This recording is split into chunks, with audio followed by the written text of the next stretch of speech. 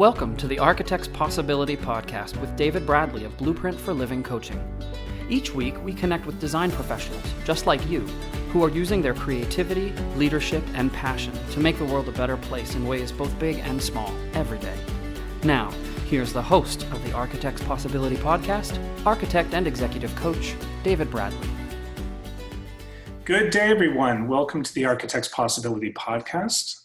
This is David Bradley, and I have a real treat today. I get to speak with Jason Boyle. Jason was introduced to me through a former guest on this podcast, Lyra Louise. Jason's an architect, a nuclear architect who works in the United Kingdom, and he's based in Manchester. He became the youngest fellow of the Royal Institute of British Architects in 2017, and in 2018 was awarded the Fellowship of the Royal Society of Arts in Great Britain. He's currently the Royal Institute of British Architects Ambassador for Civil Infrastructure in the UK. So we're going to get to hear a little bit about that. And I'm also really curious to speak with Jason about his work in mentoring. In 2018, he set up a mentoring company, which has successfully mentored many architects and also created one recent fellow of the Royal Institute of British Architects. Jason has lectured in Rome, Italy. He's lectured at the Manchester School of Architecture and was a past member of the RIBA Northwest Regional Council. He's currently working on one of 3 UK nuclear mega projects for the UK government. So, Jason, welcome. It's great to have you here. Hi, David. Thank you. That was a great introduction, by the way. No, thanks. I am super curious. It's not often I get a chance to talk to a nuclear architect. What can you share with us about your work? That's the question I think that most people actually ask about, what is a nuclear architect? And in very simple terms, it's, first of all, I'm an architect, so that's there. But I got into working with nuclear facilities probably 11 or 12 years ago now. And there's a very small number of us. And it's essentially what we're dealing with one site in Cumbria in the north of England. Mm-hmm. And it's probably one of the most challenging, let's say, sites in the world because it's so densely populated. People can kind of find out about Sellafield Limited, the company I work for. But essentially, I design buildings to reduce the high hazard for the UK and the world from radioactive material. So that's essentially what we do. So we're building more buildings in order to make the waste that's contained within the nuclear site safe, and that's our purpose. So any sort of building involved, I think architects are really good at those challenging problems. What led you in that direction? It's not something somebody would study for, I don't imagine. No, and it's definitely something I'd never even thought about. It's nothing I'd thought about. But again, I think that the timing's always one of these things that happens in life. And I was approached by Sellafield many years ago through a person who's no longer with us now, a guy called Paul Rainford Miller, who was heading up the architecture team within Sellafield, which is the company responsible for making the site safe. And he sort of described to me, sorry, I should just step back. We were coming into a recession. And so I sort of probably considered it more than I would normally, let's just say, because of things that were happening in the world. But Paul was a great person. He was a problem solver, a thinker. And so I met with him and went through this process of joining the company. And I've never looked back, since I've joined nuclear, because it is so challenging, so interesting for architects. In your capacity working, you in the intro, I also mentioned that you had formed a company to help mentor people. Is that something that you're doing on the side, or Yeah. the two work together? Yeah, well, yeah, I think the two work together because I can use some of the elements that I gain from mentoring people in my job, and probably because I work in a company with 12,000 people, you have to have relationships between people are extremely important. But it is something I do on the side. It's something I do in my evenings to try and help people succeed, essentially. How is it set up as a company? It's it was set up initially as like a not-for-profit. So I think the reason it's probably a good thing to say actually why I set up the company, because Sure. I got my fellowship with the RIBA, and at that time I was the youngest to get the fellowship. And they asked me, they said, well, what do you want to do with, what do you want to do now that you're a fellow? Because, it's not about the title for me. It's really about, well, we've recognized what you do, but how are you going to sort of develop this? Because you've still got, 20 years left in your career. So I had a long, hard think about what I really wanted to do with using the status of fellowship. And I really like the idea of helping other people attain, helping many young architects, but not just exclusively architects, developing the career. Architecture is a really tough profession. It's 7 years in the UK, probably in America it's a similar length of time. It is. We don't get paid great sums of money. It's mentally very challenging. And when I set out on my career, I just could see this 7-year thing and getting a degree, a master's. It's just daunting. So I really reflected on myself, and I thought, well, the best way I think I can help people is to mentor and coach people, and that's why I set up the company. Essentially, that's the reason, and that's my response back to the RIBA. I set up the company to help other people, which I do. Yeah. I'm curious if you think people step into mentorship intentionally like you have, or if it's something that sort of organically arises. Yeah, that's a very good question. I think I'd take it that within my family, my mother is actually a counsellor, so she's counselled for a good part of her career. So she was always helping people, and she's helped people a lot. But also, I was, without me even knowing these things, I was helping other people informally, through mentoring people. It was probably started with, obviously, in practice, when you're actually you're doing things to trying to help people. Yes, you're getting paid, but you also want other people to succeed. And I think I think you get more from seeing people grow other than yourself. For me, that's a thrill to see someone you've helped grow in a company or grow in their personal life, for example. It just brings me so much pleasure. And I think we do professionally we do these things for pleasure. We do. We like that. It's a good feeling, Right. How does mentorship differ from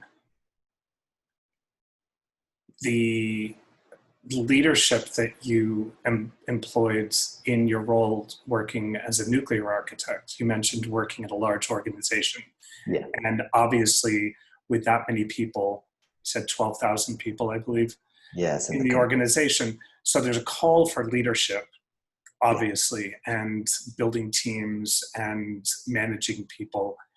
What distinguishes mentorship from that level of leadership or managerial skill? I think for me, it's the mentoring, the mentorship, and what I do outside of work is very much focused on the individual, but it's very much a holistic approach within a job context where you're sort of providing leadership. You're acting in and this is, I think this is kind of the problem within a work environment and mentoring within work. It's very much focused on your work in the office or in the company. You're not taking into account the personal side of things. Mm-hmm. So what mentoring allows me to do is to take a holistic approach to someone, where I can't really do that when I'm in the office or when you're sort of building teams. A lot of the same principles apply, but I don't think you can get to the root of why someone is not performing or why someone is, there's all sorts of things that happen outside of work that you can't sometimes ask about or people won't share. But when you're outside of a professional context of the office and the same company you work in, that's a very different story. I see. So it's bringing in the personal as well as the professional. Yeah, and I believe the two are absolutely interconnected. Yeah, so it's a very intimate relationship, actually, and a very mutual one. And perhaps maybe that's part of the difference with leading people within a firm, is that there's a hierarchy, and it's not necessarily a selected relationship. You're sort of thrown into the relationship. One of the things I was impressed with when we spoke earlier was the intentionality with which you stepped into mentorship. What can you tell us about your process? How do you choose to mentor someone or find a person? What qualities do you look for in someone that you would like to mentor? Yeah, that's a really good question, because I recognized when I started. So I started mentoring people, and I took ambitiously, I took on about 7 people and at once. And that was 7 people to mentor within a month. So that's 7 hours of time, but it's all the prep time. It's all the holding people to account as you're moving forward through that month. And that taught me a lot. And I think what it taught me is the fact that, you can try and mentor people, but the personality sometimes just doesn't fit. It doesn't fit.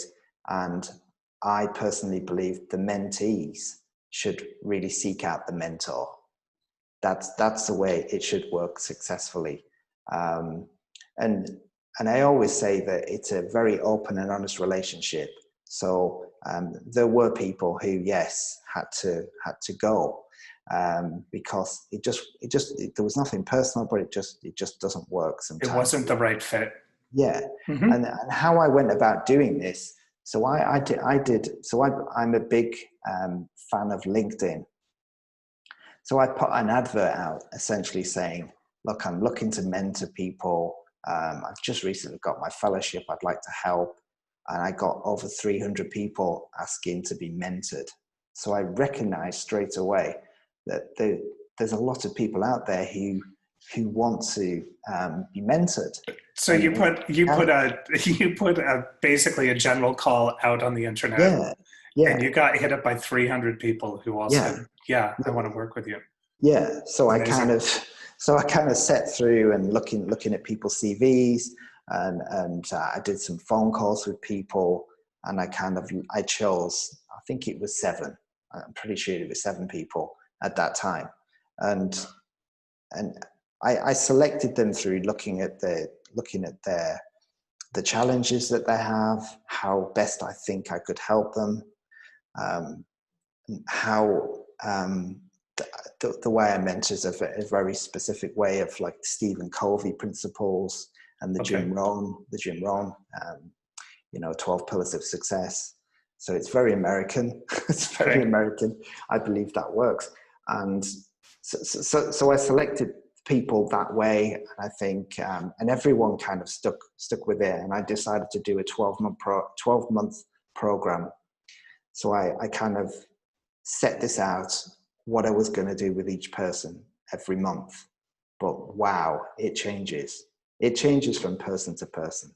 So it was a big learning curve, I think, for the first 12 months. And then we all met in Manchester and had a mentoring day. And this is the thing I do every year. Brilliant. What's the mentoring day cover? What's it include? Yeah, so the mentoring day, or weekend as it was the first time, was where we all knew of each other, because I have like a mentoring group on WhatsApp.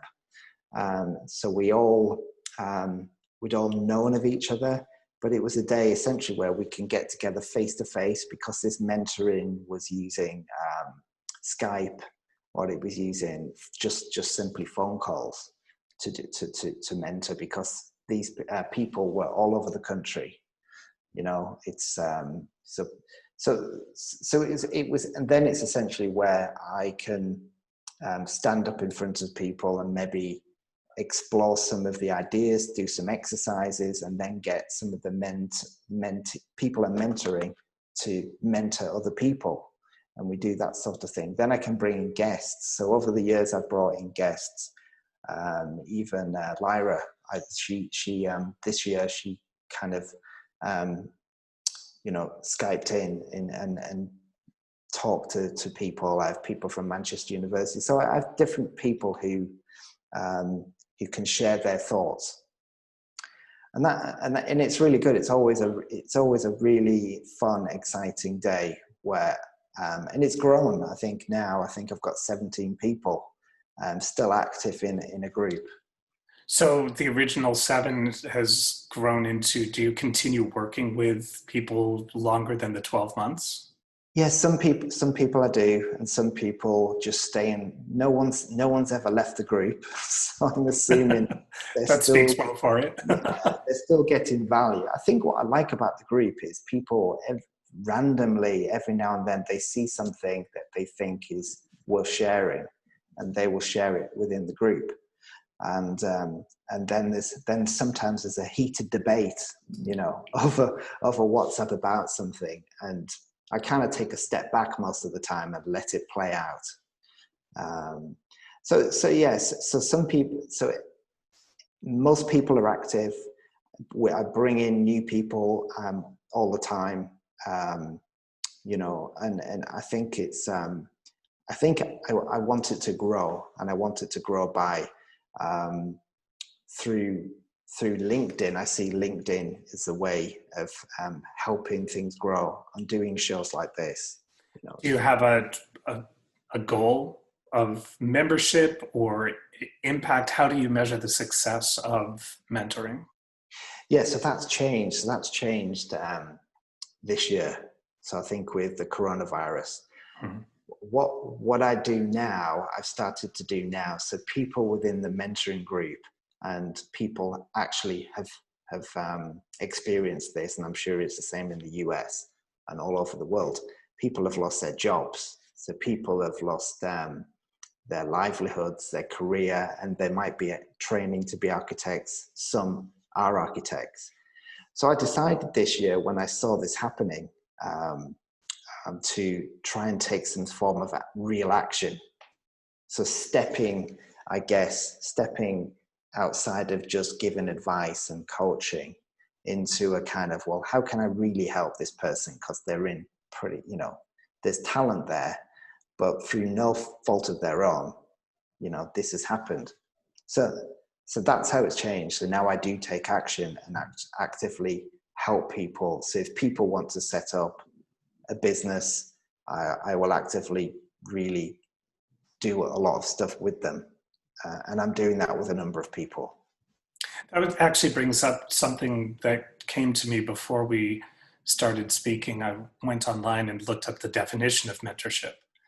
And the relationship is one where one person is bringing a certain level of expertise to someone who's less experienced.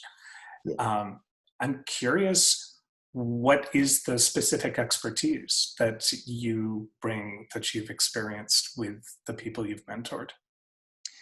Again, yeah, it's I think the expertise is that most of the people are architects, and I think what I'm sharing with them is the ability to take a look back, and the information I've gathered and the experience I've gained through working in nuclear, working with 12,000 people, the constant conversations I've had with so many people, and then reading a lot of books about how to actually be successful is kind of really given me I don't know, maybe an insight into how I believe people can be successful. I'll give you some examples. Yeah. So I really believe in these are small adjustments you can make in your life. I believe no one should be making these huge changes. I don't think it works. So I instill these little habits. So it could be very simple, like someone starting the day, they wake up, they make their bed. It could be something like writing what you're going to do down on a piece of paper. I think there's a lot of power in that. It could be changing something, maybe doubling up something. So for example, you're actually doing a task. Say we're speaking now, or we're in a meeting, and we're also looking at doing other things because we're just listening. We're not participating. So I'm always trying to speed up time. And so there's all these little habits that I think if you do regularly on a daily basis, it just becomes part of who you are. It can be really powerful. Yeah. And it sounds like developing mindfulness. That's right. Absolutely. Yeah. What are the major themes or challenges that people come to you with as mentees? Yeah, again, it's a very wide mix. I mean, the obvious ones are probably people say I don't feel very confident. You get a lot of that side of things. Other people is they don't understand why they're not where they expect to be, and so I have to figure out, well, where did you want to be? And then I say, what was your plan? And they say to me, what do you mean? Well, I said, have you got a plan? Have you got a 5-year plan? Have you got a 10-year plan? Have you got a 15-year plan? Where is that? How can you measure if you're making progress? And most people, I think every single person I've met, have never written down a plan of where they want to be, which I find very surprising. And some people will have issues in their personal life. So they might actually be with the wrong sort of partner in their life, and that will just come out organically. And that's holding them back, and so they're having to deal with a very different set of issues in order to grow in their professional life. Sure. So what are the qualities in a person that has you enrolled in mentoring them?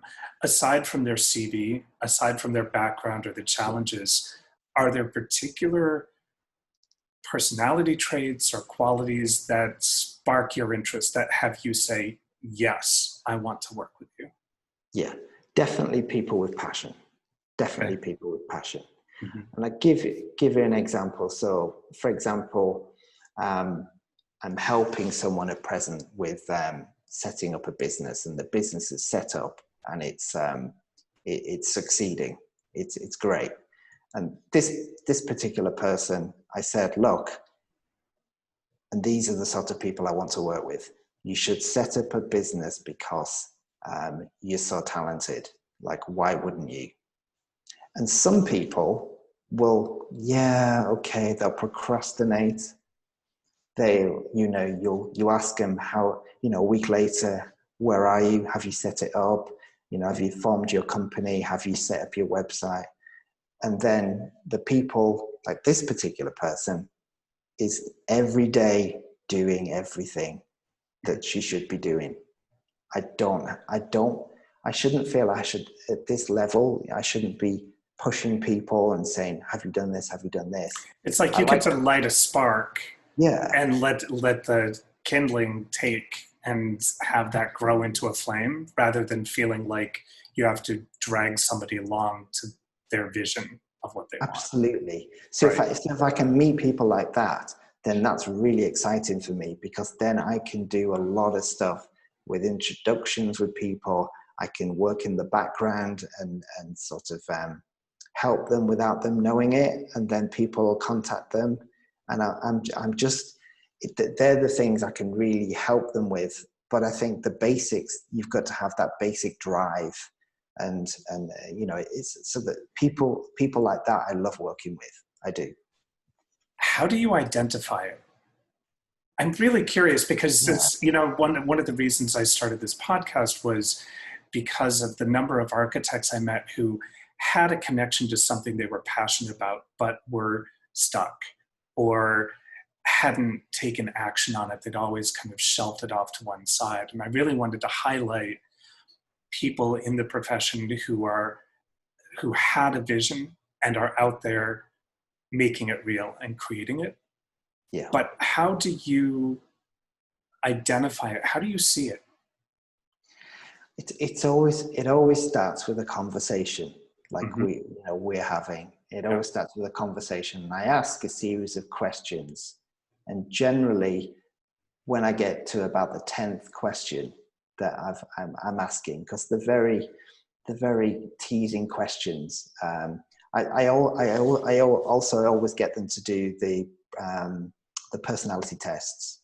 So the personality tests online, which are a really good indicator of how their mind works and their personality type. It's a great insight. Then I'll have Oh, I'm sorry. I was going to say, can you tease us with some of the questions you ask? I'm curious what they are. Yeah. It could be. So it could be very, like a very simple question of, describe your day to me. So okay. This is a very insightful question.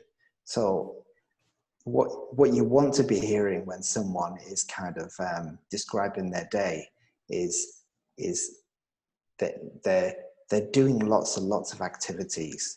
They're kind of proactive. Mm-hmm. They're not going, well, I got out of bed and I'm like going, I tease them, what time did you get out of bed? What are you doing? How much do you doing it? I'm just trying to judge what sort of person they are. And usually the ones, and pretty much all of them that are in the mentoring group, are very much the ones who are very proactive. They're very much trying to understand. They're trying to push forward on why, how they can be a better person and how they can succeed. So if I start getting this sort of question whereby they're not doing too much, they seem a bit lazy, I just know I can't work with them. It's a gut feeling, isn't it?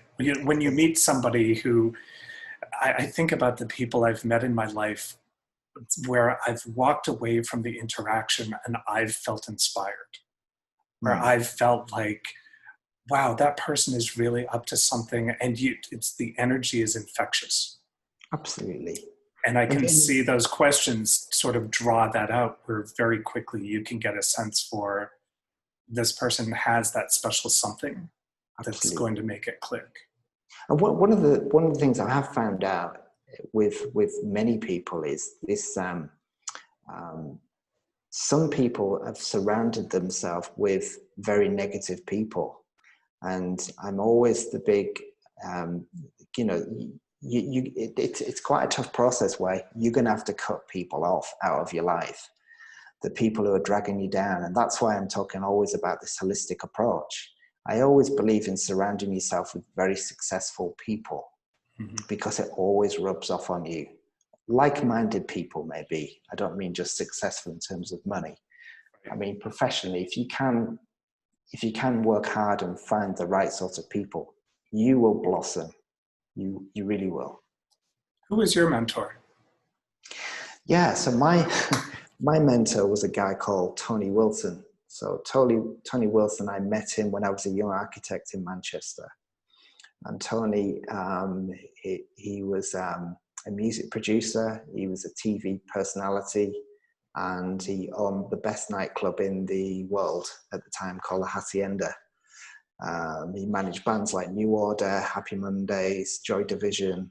So he was a guy I met, and he was wanting to do great things in Manchester. He wanted this Green Mile concept to turn the city into more of a green sort of city. He brought city living into Manchester, so people actually living in the city. And so he came to the office I was working in, and he was asking if I could get involved in a competition, asking the directors. And he said, "Oh, Jason, do you want to do something with Tony?" And then we just became friends. And Tony was very much someone, if he liked someone, he would give a lot of his time. And so we used to meet almost every week and talk. And I found out about how he lived his life, how he worked, his thinking, and it kind of made me think, wow, if he can do it from Manchester, then I can do it, And so he was really the first guy who had a really big impact on me. Brilliant. What is your vision for your own mentoring? Can I call it a program? Your mentoring program moving forward? Yeah, I think I need to. I'm quite hard on myself. I think I need to see results with the people I mentor, and I think the idea of mentoring someone for 3 months it's not gonna work. So that's why I always generally say to people at least 12 months. It's a longer term engagement. Yeah, so you can see if you're actually having an impact. I also believe in holding people to account. So to answer your question, like I said, I decided this year to try and actively help people more. So I would like, the people I'm actually helping to set up new businesses, to see them businesses grow. And I would hope they would keep me involved going forward as their company develops. And then I think I can actually come back to people and say, yeah, I've mentored people and this is the result. There's an actual result there. It's not just lip service. And that's, I think, something I've recognized is, I think you do, as a good mentor, you should be willing to, if you see talent and you see people who just need that little bit of help, you should actually get involved if you can. And have you made any mistakes as a mentor? Yeah, I think I've made mistakes before by not listening enough, especially at first. I think if you spend the first sort of, I don't know, maybe even 3 sessions intensely listening and understanding that person. And I think in the past I've maybe gone straight into, well, okay, if you do this and you do this and you do this without understanding the person, that you can make some big mistakes. And I've definitely it's probably my enthusiasm, that I've not held back, and my ability not to listen. And I definitely have changed the fact that I do actually listen now to people a lot more. When I was mentioning before that mentorship is this relationship, someone bringing expertise to the table, I know that it does work the other way as well, where the relationship, the mentor learns something from the mentee, I'm sure. Yes. Are there any particular lessons that you've taken away from the work you've done with the people you've mentored? Yeah, I think so. The big things is nothing. Well, you just get some surprises. You know, you get surprises that you didn't think would happen.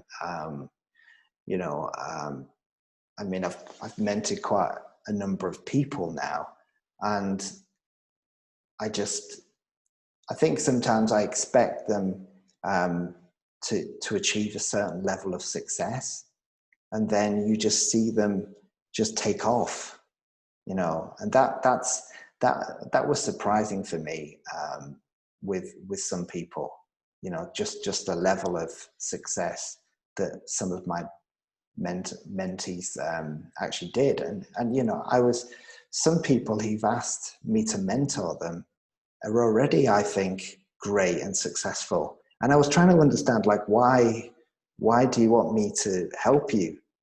And I think it was just maybe them, you know, these sort of people who are still really successful just want that extra edge, and they'll go that extra distance just to even if it's just one thing I can help them with. And these are the people I think that are really successful. They're not arrogant. They're willing to listen. They're willing to learn from anyone they can. They've got that thirst, you know, for knowledge and an openness to partnership and learning and being curious as well. Absolutely. What advice would you have for someone who is looking to create a mentor relationship, either as a mentor or as a mentee? Yeah, as a mentor, again, it's the advice. It's probably, I don't want to keep repeating myself, but the advice is definitely to be someone who is open and can listen. And what I mean by listening is really being present when someone is talking to you. Really, really focused on and listening to what they have to say. It's very easy to just put your own ideas onto someone else without really listening. And I think, you know, you asked me about a program. Yes, I do have a program. It's very loose, but you have to make lots of adjustments depending on someone's personality and what they're saying to you. Mm-hmm. Because I think you can start on this journey with as a mentor, and you can find yourself understanding that the thing that's holding them back is what is happening in their personal life. And then you have to kind of say, well, do I really want to go there? You know, because it could become a kind of counseling thing. And that's not really what mentoring is, strictly speaking. Sure. So if you don't listen and you don't sort of gently ask the right questions, you could find yourself in a very difficult position. And I think the other thing from a mentor point of view is to make sure that you set people's goals, agree the goals, and also hold people to account. There's some great things you could do as a mentor. Now, as a mentee, I think for people out there who want to find a mentor, it's you should be seeking them out and seeking out people and asking people to mentor you, who you think you maybe look up to, you feel that you can learn something from them. And I think that quite often, if someone was asking me and you know, say, look, can you help me? I would feel very flattered. So I think it shows a lot of confidence for someone to actually come up to you and say, look, I really want some help. Can you give me some time? Can you help me? And I think, I don't think enough people actually do that. So it's really important to find the right one. It might take you 10 or 15 times to get the right person. But as someone who wants to have someone who is a mentor, go and find them out. Go and do your research. Go and get the right person, because it is really it's a really valuable experience. It's literally setting up a lifetime relationship. It is. Brilliant. Yeah. I always end my sessions, Jason, with a question to my guests. What do you imagine your legacy to be? Yeah. Okay. So I think my legacy, so there's the legacy of my buildings, of sort of making the UK and the world safer, which is a nice feeling I have when I finish a building. So these buildings take many years to finish. So I like the fact that the buildings have been designed and built and they function and they're making things safe. That's one side. But I think the other side is much more rewarding, which is helping people succeed. And I think what architecture is really about people. We design buildings for people. And if you can help people succeed and they're doing great things, and you've contributed in some small way to helping them achieve great things, then your legacy is so much bigger and better than the actual one building that you might have done that was great. It's paying it forward, essentially, paying your knowledge and your talent in order that they will help other people. And so that's my legacy, really. Jason Boyle, Fellow with the Royal Institute of British Architects, man about town and mentor. I really, really appreciate you, my friend. I really want to acknowledge you for paying it forward, your commitment to the possibility of others, and honestly, your selflessness of caring for people reaching their highest potential. It's brilliant, the work that you're doing, and I want to wish you all the best. Thank you, David. Great questions, by the way. I really enjoyed it. Thanks so much. Thanks for joining me. Have a great day. Thank you. Thanks for joining us this week on the Architect's Possibility podcast with architect and executive coach David Bradley, produced by Blueprint for Living Coaching. If you found value in the show, be sure to give us a rating on iTunes and share it with an architect you know. Remember to tune in next week for our next episode of the Architect's Possibility podcast. Until then, keep celebrating the possibility in your life and make it a wonder-filled day.